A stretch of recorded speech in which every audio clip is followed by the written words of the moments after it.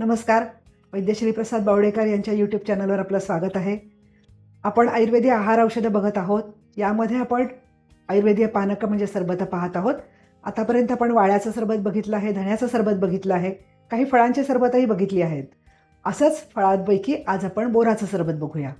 यासाठी 10 बोरं घ्या, साखर 4 चमचे, वेलदोडा 1, तमालपत्र 1, नागकेशर चहाचा पाव चमचा एवढ्या प्रमाणामध्ये या सगळ्याचं वस्त्रगाळ चूर्ण करून घ्या.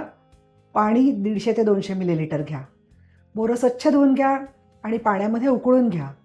पाणी गार झालं की हाताने कुस्करून बोराचा कोळ करून घ्या, गाळून घ्या.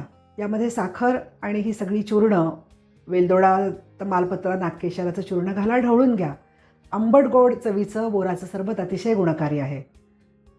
उन्हाचा त्रास असेल आणि पित्ताचा त्रास असेल तर त्यासाठी बोराचं सरबत नक्की द्यावं. बोरं थंड आहेत आणि पिकलेली बोरं ही गोड असतात. त्यामुळे बोराचा उपयोग आपल्याला उन्हाच्या त्रासासाठी आणि पित्ताच्या त्रासासाठी होतो.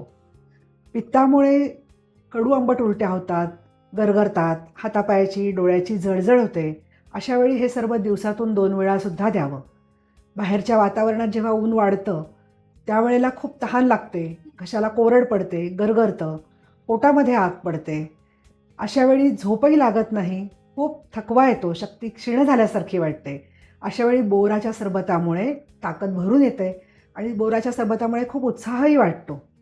ज्या हृदयरोगांना उष्णतेचा त्रास आहे, पित्ताचा त्रास आहे, अशा हृदयरोगांसाठी सुद्धा बोराचं सरबत गुणकारी आहे. त्यांना अवश्य बोराचं सरबत द्यावं.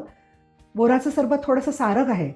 ज्यांना कोठा हलका आहे त्यांनी या सरबत कमी प्रमाणामध्ये घ्यावं, सरबताचा उपयोग कमी प्रमाणात करावा.